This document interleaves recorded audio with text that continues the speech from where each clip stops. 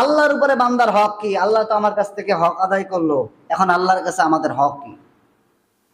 আল্লাহর নবী বলেন, যেই বান্দা অথবা বান্দি আল্লাহর সঙ্গে শরীক স্থাপন না করবে, আল্লাহকে ভয় করবে, আল্লাহর ইবাদত বন্দিগির মধ্যে নিজেকে মশগুল রাখবে, আল্লাহ তাআলার খাঁটি বান্দা হিসেবে নিজেকে তৈরি করবে।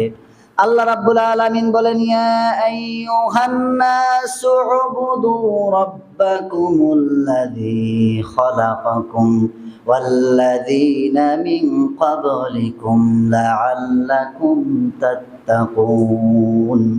আল্লাহ তাআলা বলেন, হে মানব সকল, ইবাদত করো, বন্দিগি করো সেই মহান আল্লাহ তাআলার, যে আল্লাহ তাআলা তোমাদেরকে সৃষ্টি করলেন এবং তোমাদের পূর্বপুরুষদেরকে সৃষ্টি করেছেন। আল্লাহ তাআলা বলেন, আমার ইবাদত করলে পরে আমি আল্লাহ তাআলা তাকওয়া বান্দা হিসেবে তোমাকে ঘোষণা করব।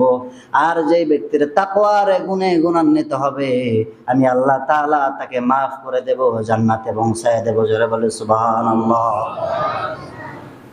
এই জন্য বান্দার হক হলো আল্লাহর হক বান্দার প্রতি। যেই ব্যক্তি এই আয়াতটার উপরে ফলো করবে, আল্লাহ তাআলাকে ভয় করে জীবন পরিচালনা করবে, আল্লাহ তাআলা বলেন, আল্লাহ রাসূল বলেন, আল্লাহ রাব্বুল আলামিন সেই ব্যক্তিকে মাফ করে দিবেন, জান্নাত পর্যন্ত পৌঁছায় দিবেন। জোরে বলে সুবহানাল্লাহ।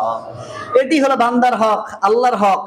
আল্লাহর হক বান্দার উপরে, বান্দা যেন আল্লাহর সঙ্গে শিরিক না করে, ইবাদত করে একনিষ্ঠভাবে আল্লাহ। আর আল্লাহর হক বান্দার উপরে, বান্দার হক আল্লাহর উপরে হচ্ছে আল্লাহ তাআলা সেই ব্যক্তিকে মাফ করে জান্নাতের মধ্যে পৌঁছায় দিবেন।